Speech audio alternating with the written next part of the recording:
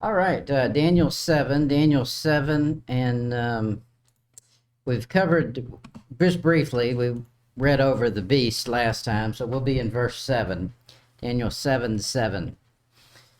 The four beasts here, you got the lion-like creature, and you got the leopard with wings, and the bear, and the multi-conglomeration animal, behemoth, as he's called in Job.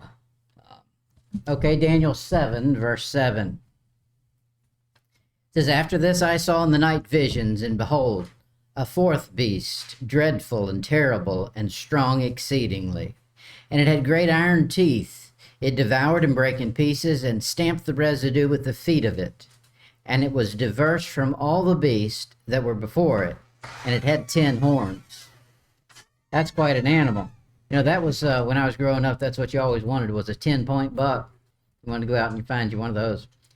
This is a 10-point beast here. And he says he's terrible, more so than the others. Now, the ones that came before it, I wouldn't want to meet in a dark alley.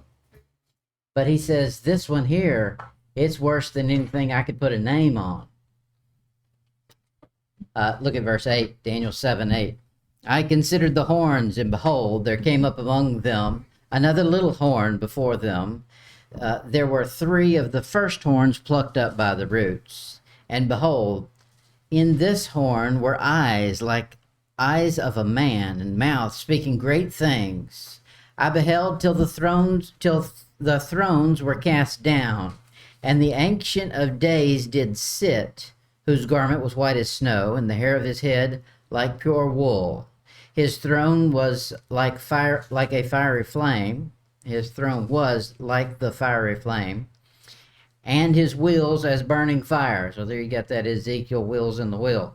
Verse 10, "A fiery stream issued and came forth from before him. Thousands ministered unto him, and 10,000 times 10,000 stood before him. The judgment was set, and the books were opened. Behold, I beheld, then because of the voice of the great words which the horn spake." He's giving you one point of view, and then he's switching a 180 and giving you Earth's point of view. You're going back and forth between heaven and earth. And we'll see in a minute between time periods too. "I beheld even till the beast was slain, and his body destroyed and given to the burning flame. As concerning the rest of the beasts, they had their dominion taken away, yet their lives were prolonged for a season and a time. I saw in the night visions, and behold, one like the Son of Man came with the clouds of heaven, and came to the Ancient of Days, and they brought him near before him. And there was given him dominion and glory and a kingdom, that all people, nations, and languages should serve him. His dominion is an everlasting dominion, which shall not pass away, and his kingdom that which shall not be destroyed." That's a whole bunch of the conclusion that we want to live through. Now, that's way, way in the future, because that's white throne. Daniel 7, look at verse 15. It says, "I, Daniel, was grieved in my spirit in the midst of my body, and the vision of my head troubled me." We read that and we got excited. Not Daniel. Daniel read that and felt something different. He felt scared. The reason is he has the proper viewpoint on it. His people are going to go through this. We know we're getting out of it. We're not appointed to wrath. So we have a little different take on it. Ours is, jubilant, great. We're getting out of here and he's going to set all the books straight, and we're going to finally get justice. But that's not how Daniel's seeing it. Daniel's saying, oh, we're the ones he's judging. And for the Jews, that's so. Verse 16, "I came near unto them, to one of them that stood by, and asked him the truth of all this. So he told me, and made me to know the interpretation of the things. These great beasts, which are 4 kings, which shall arise out of the earth." Now, everybody wants to figuratively say they're of the earth rather than arise out of the earth. But he said out of, so I say out of. These great beasts, he says, are four kings, which, the next word's important, shall arise. That's future.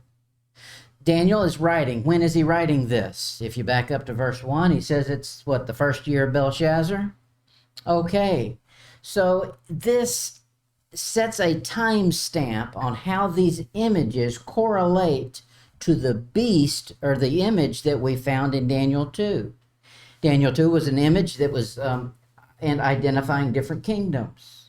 These are beasts, obviously, identifying different kingdoms. But the two are offset, obviously, because Nebuchadnezzar started the thing in Daniel 2. Nebuchadnezzar's dead and gone. Matter of fact, he's winding up all of Babylon in the reign of Belshazzar, and he says, I saw these things in its future. So the first beast cannot be where most people will put it. Okay, let me give you some pretty pictures to look at. Okay, here's the way most people set this up. They say the two are parallel to each other, Daniel 2 and Daniel 7.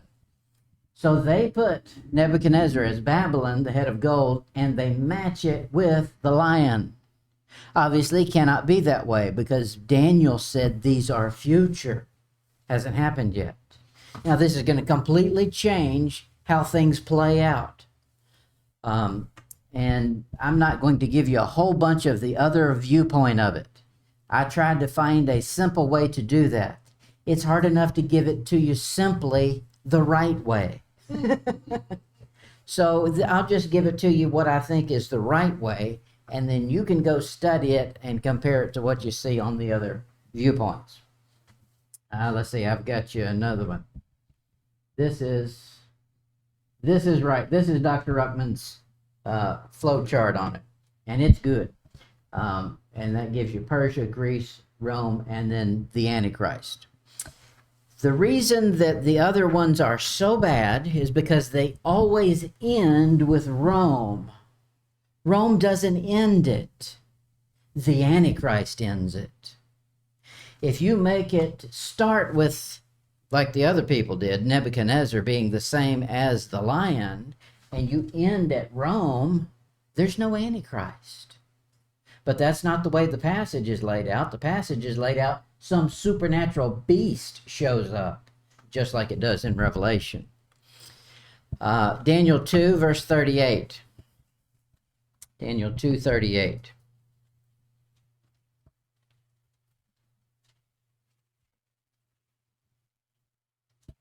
Daniel 2:38. Now everybody will start with Babylon being the head and the it is, and that's true, it is Babylon, it's a kingdom, but it's more than a kingdom because there was other kings that were involved in that kingdom. Evil Murdoch was son of Nebuchadnezzar. He's not called the head of gold. Belshazzar is a king. He's not called the head of gold. It's a specific man, Nebuchadnezzar. He says in our verse, Daniel 2:38, and wheresoever the children of men dwell, the beasts of the field and the fowls of heaven hath he given into thine hand, and hath made thee ruler over them all. Thou art this head of gold. Speaking directly to Nebuchadnezzar. He is the head of gold. Now, I understand the him he's speaking to is running a kingdom. That's true. And Babylon is a bad dude. The other name for Babylon that you'll find in the Bible is Shinar. That's the territory. That's ancient. And you'll find it in a couple of places, and we'll run into it if we ever get through some of this. All four of these beasts are future. They arise after the king who rules in this verse, where Daniel's having his dream, his vision.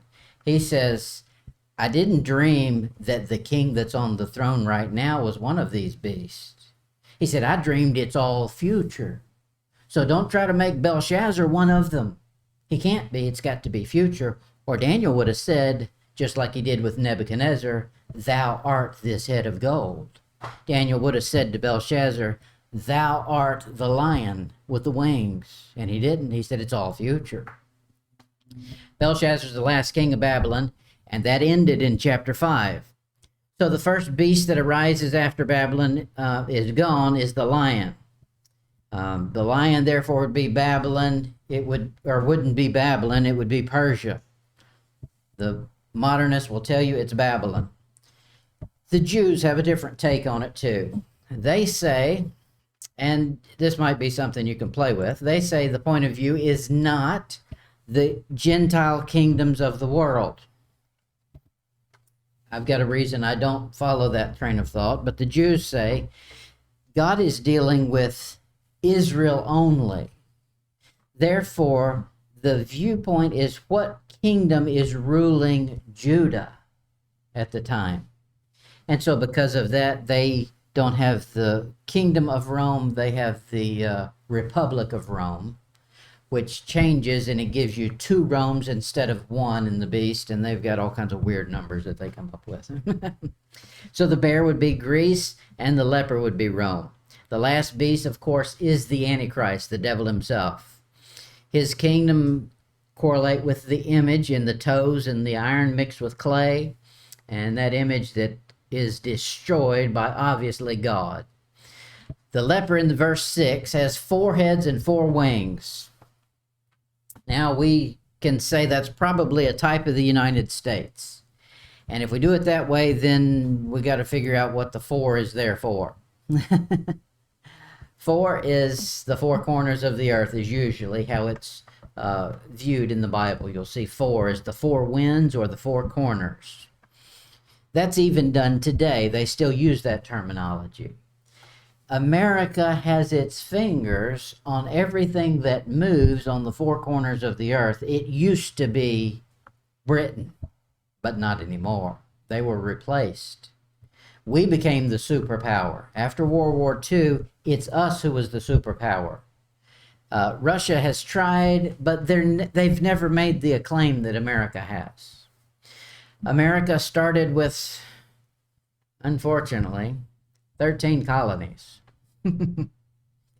So, if you take that 13 and multiply it by 4, you end up with 52. So we're going to have 52 states, and that'll be that 4-winged beast that's going to come in and control everything until God says enough. And it's going to happen. The wings of the leopard are not eagle's wings in our passage. They're wings of a fowl. That was, I think it was, you have 2 founding fathers. They each had a different idea of what the American bird was supposed to be. I think it was John Adams who wanted it to be a turkey, and Franklin who wanted it to be a chicken. Those are fowls. Now, it's just about as bad, the one they picked, the eagle. The eagle's an unclean bird, and he was always, you run him back through history, and he was originally part of Rome. He was an emblem for Rome. But this is a fowl. Fowls in the Bible don't have a good rep. A fowl is a satanic being in the Bible. Zechariah 5, verse 9.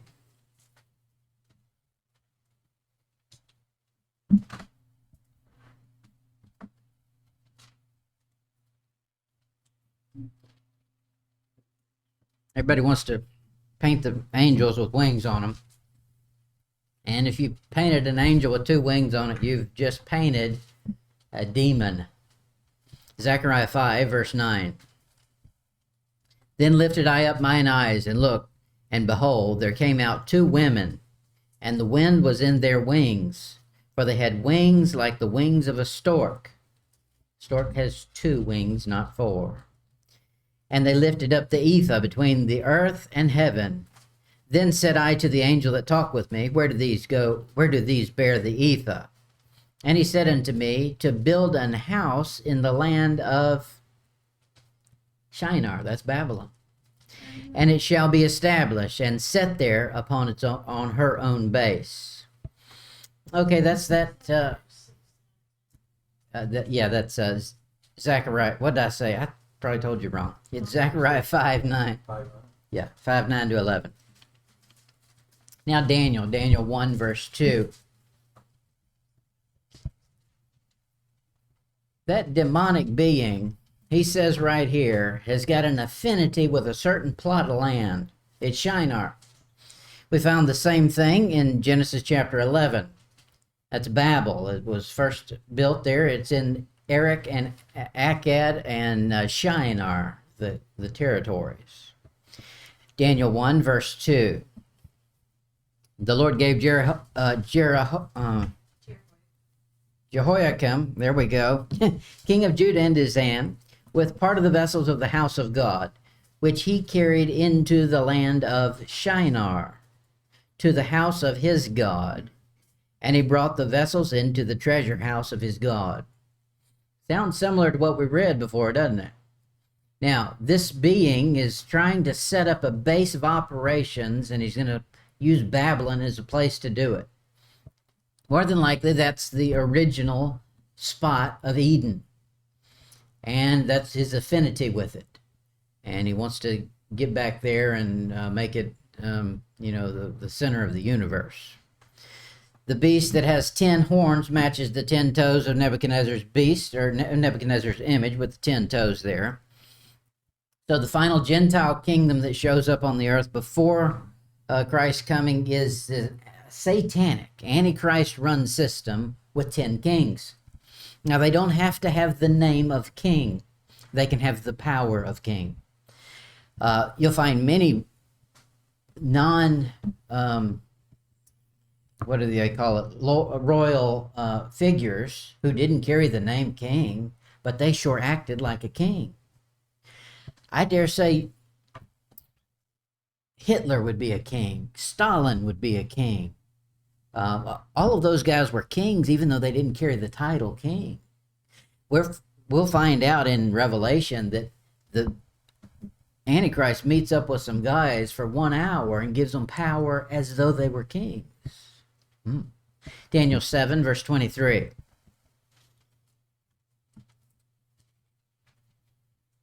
Daniel said, I need some help with this. Anybody got some cliff notes on this thing I just saw? Daniel 7:23. And you're not really told who it is that he talked to. He said, I went over and talked to a couple of those guys that were standing around. Who? It was his vision. And they're going to tell him how to interpret it? Something odd there.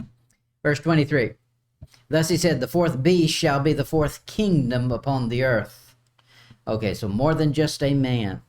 Which shall be diverse from all kingdoms, and shall devour the whole earth, and shall tread it down and break it in pieces. The whole earth.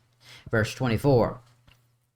The 10 horns out of his kingdom are 10 kings that shall arise. And another shall arise after them. And he, it switches. The word he is a person, not a thing.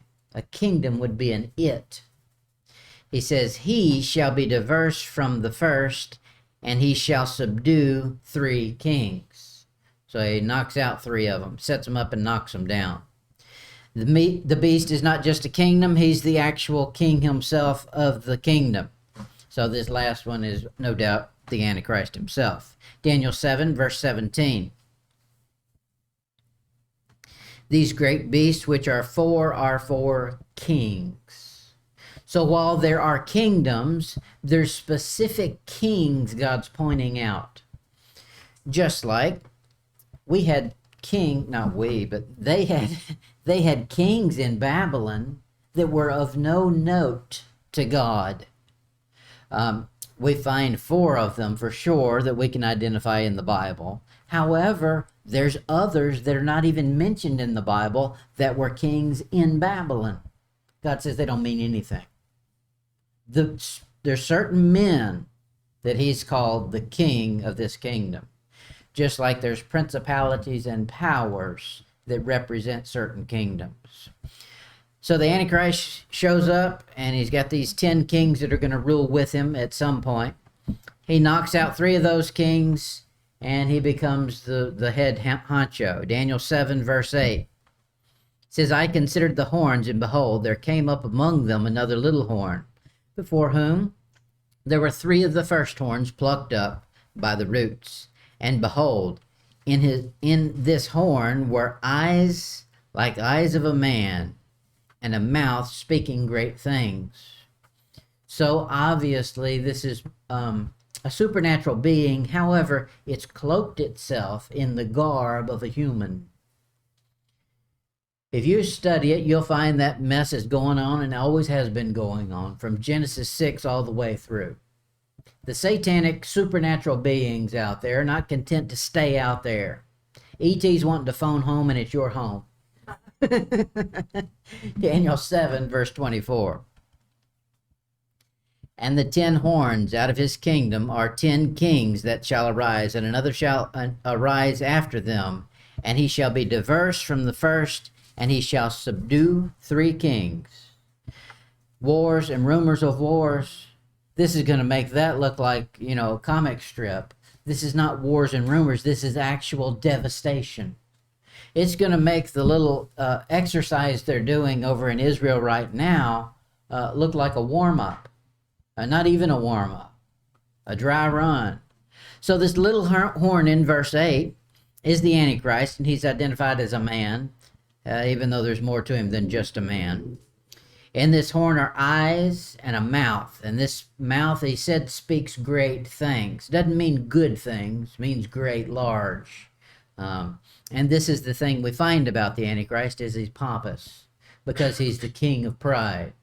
Therefore, when he speaks, he's going to speak just like that. Those great things are words against the Most High, just like it was said about the first king in Babel. He was a mighty hunter before the Lord. He's against God, in the face of God. That's the way the Antichrist shows up, speaks words to his face. He says he sits down in the place there in the temple and shows himself that he's God. So I guess he's redecorated it with mirrors. Because he shows it to himself, he can't show God that. Daniel 7, verse 25. He shall speak great words against the Most High, and shall wear out the saints of the Most High, and think to change times and laws, and they shall be given into his hand until a time and times and the dividing of time, 3.5 years. Revelation 13, verse 6.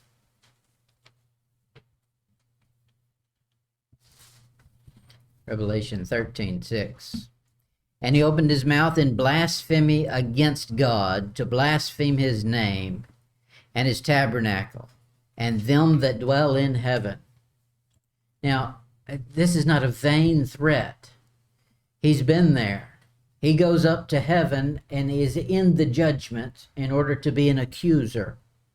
So when he's cursing, he's meaning it not as a curse word like men use it now. He knows what he's saying and he intends it.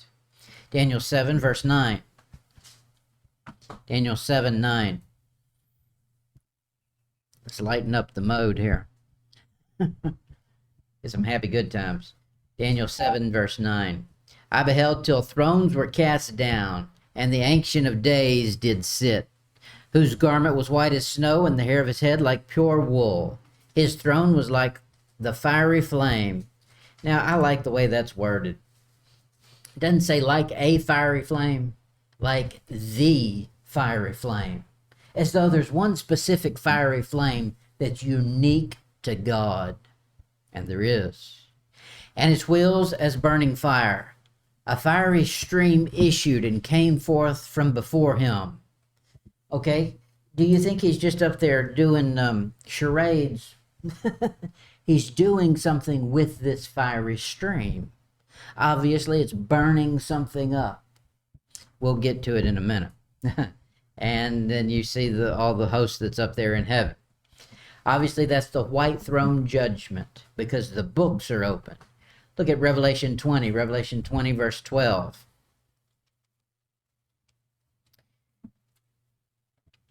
Our passage in Daniel 7:10, he says, the judgment was set and the books, plural, were opened. That is multiple books. That's what happens at the white throne judgment, not at the judgment seat of Christ. Revelation 20, verse 12. I saw the dead, small and great, stand before God, and the books, plural, were opened, and another book was opened. Okay, so you got two sets here.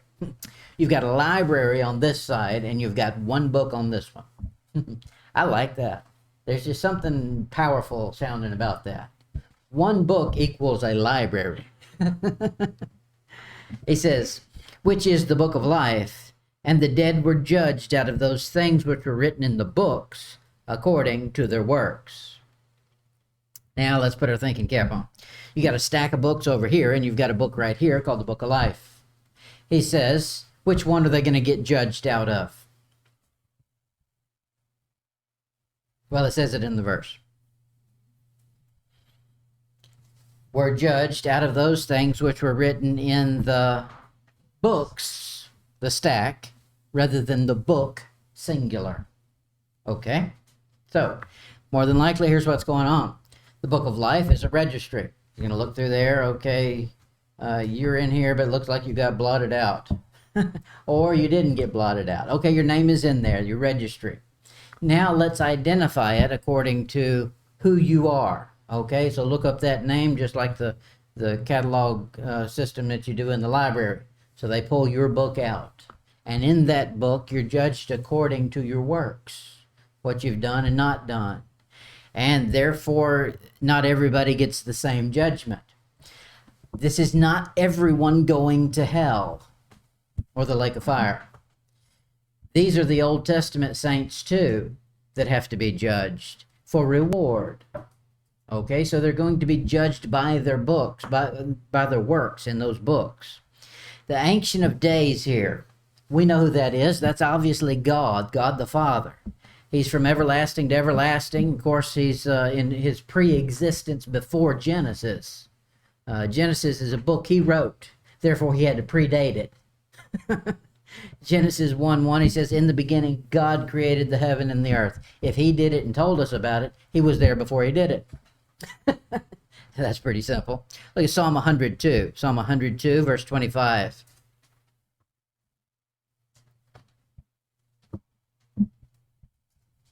Psalm 102, verse 25.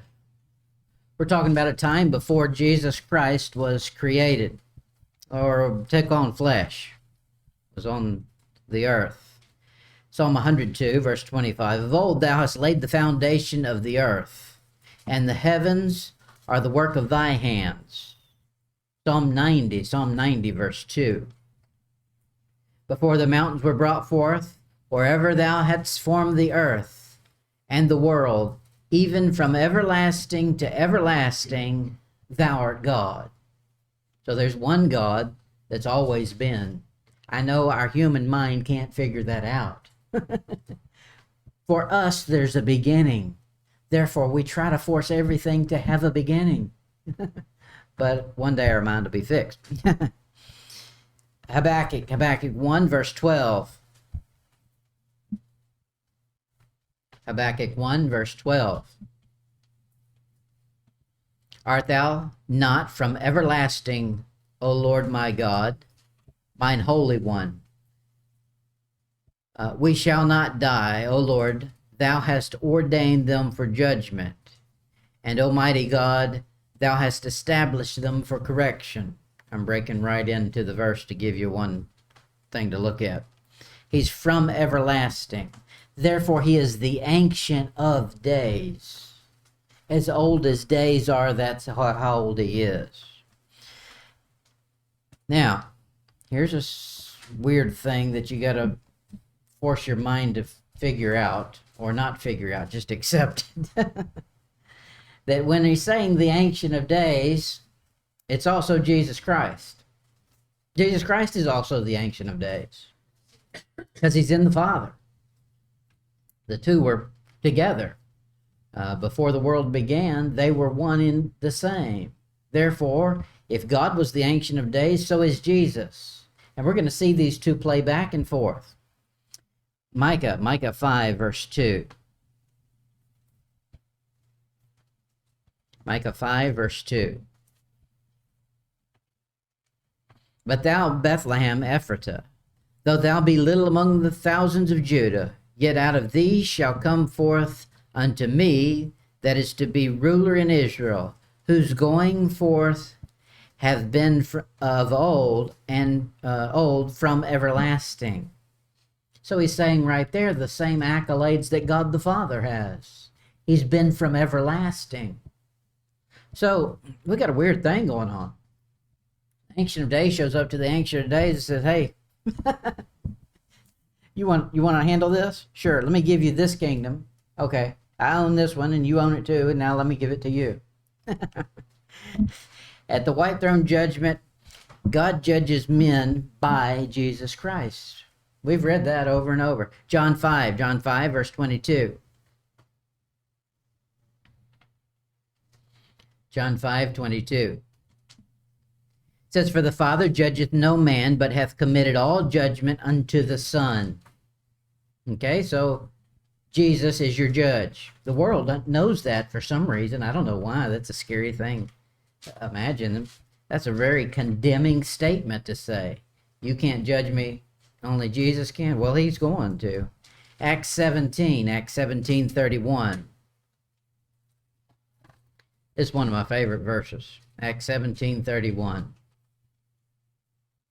Because he hath appointed the day in which he will judge the world in righteousness by that man whom he hath ordained, whereof he hath given assurance unto all men, in that he hath raised him from the dead. Obviously, the one who was raised from the dead is Jesus Christ. He says that's the one that's going to be the judge. He's got an ordained spot. I elected him. Didn't run on any of your ballots down there. I elected him. That's his ordained spot. Romans 2, verse 16.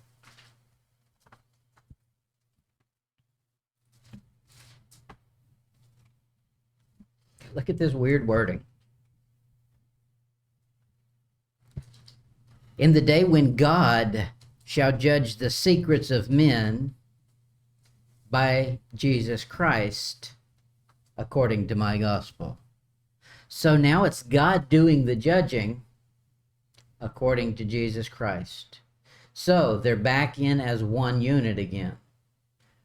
So you've seen one, you've seen the other. That's what Jesus says. You've seen me, you've seen the Father. The two are one. Daniel 7, verse 13.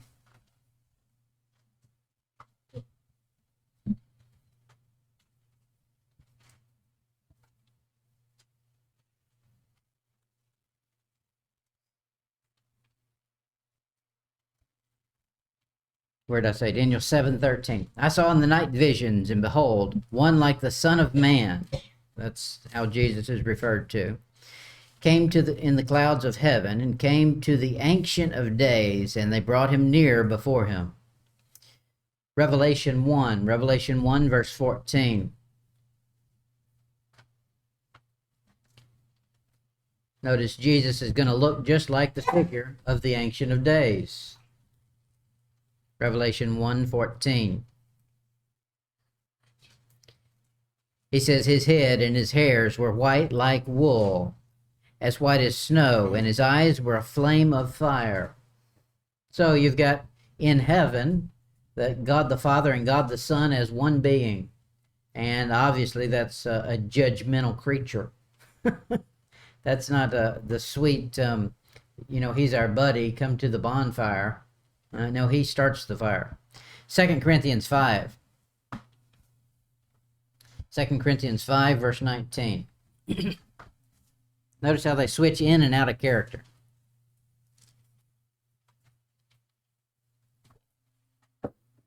2 Corinthians 5:19. To wit, that God was in Christ, reconciling the world unto himself, not imputing their trespasses unto them, and hath committed unto us the word of reconciliation. That is, there was a time when God, instead of Jesus being in God, God came into Jesus in order to do something. He had a mission. Reconcile the world to himself. Now, not everybody is reconciled, even though the most powerful thing ever known to man, God, wants to reconcile all men to him. Man, he's given the ability to say no. Many do. Okay, they can say no once, The next time he comes, he doesn't come as God in Jesus Christ. It's Christ, he comes the reverse way. He comes as a judge. He says that Jesus Christ is given all power to judge, and he's going to judge them, and that is the final judgment. Then it's over with. That's the white throne judgment. 2 Peter 3.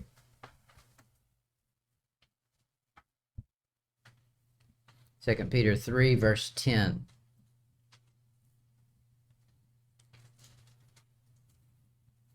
He said a fiery stream issued and came forth. Well, he's doing something with that fiery stream. 2 Peter 3, verse 10. But the day of the Lord will come as a thief in the night, in which the heavens shall pass away with a great noise, and the elements shall melt with fervent heat. I guess so. If there's a fiery stream issuing from the one who creates fire, I'd say it's pretty hot. Fervent heat. The earth also and the works that are therein shall be burnt up. Seeing that all these things shall be dissolved, what manner of persons ought you to be in all holy conversation and godliness, looking for and hastening unto the coming of the day of God, wherein the heavens being on fire shall be dissolved, and the elements shall melt with fervent heat. Obviously, that's the end of the millennium, the beginning of eternity. When he melts it all down, gives the final judgment, casts death and hell into the lake of fire, and says, let's have a fresh start, a real fresh start. Revelation 20, verse 11.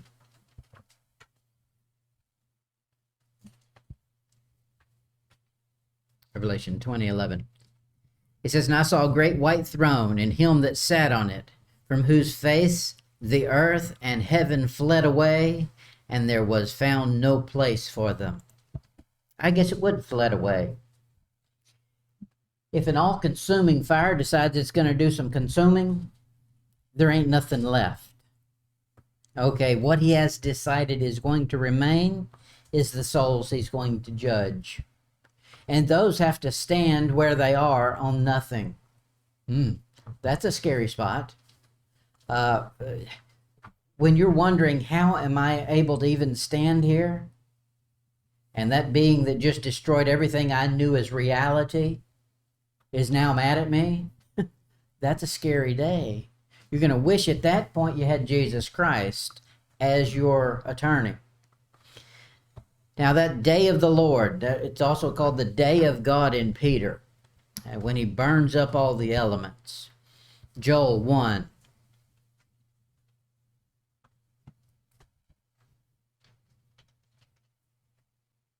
Joel 1, verse 15. Sometimes it's called the second, or it's a reference to the second advent, and sometimes it's a reference to the great white throne judgment. Joel 1, verse 15. Alas, for the day of the Lord is at hand, and as a destruction from the Almighty shall it come. Now I think sometimes you get a double application. We know Armageddon is going to be pure destruction. However, that's not the final destruction. Remember, Satan still has to be destroyed. And the final judgment has to be set. And death and hell have to be cast into the lake of fire. So there's more destruction that follows after the second advent. So the second advent, obviously, is in type of the final complete judgment. Joel 1, verse 11.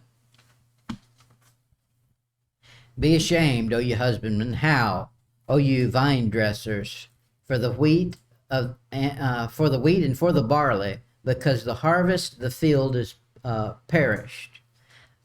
Verse 20. The beasts of the field cry also unto thee, for the rivers of water are dried up, and the fire hath devoured the pastures of the wilderness. That is, when he destroys the devil at the final judgment, at the end of the millennium, he's going to do it the way he did it in the tribulation, to end the tribulation. He's going to do it with fire. Joel 1, verse 3. Joel 1, verse 3. This should have been something that everybody already knew about. But most Christians don't know about it. It's because this right here, Israel dropped the ball. Joel 1, verse 3. Tell ye your children of it, and let your children tell their children, and their children another generation. That is, this is not new doctrine. This is something old. As far as we're sitting here looking at it, it should be just common, this is basic understanding. Because if they had followed this right here, people have been talking about this for, thousands of years, but they haven't been. It's new info to most people. He says that a fiery stream issued and came forth. That's coming from God in Daniel, and it's going to burn up the creation that he made. He made it. He can do what he wants to with it. Matter of fact, he's going to do this. He's going to burn up this earth, and he's going to destroy it in the tribulation, and then he's going to blame it on the Antichrist. He said, you made me destroy my creation. And so he compounds his punishment in that way. We barely made it through a third of this, but I can feel my voice going. Yeah, we've been almost an hour. All right, we'll pick it up next week at the second time through on Daniel 7:13.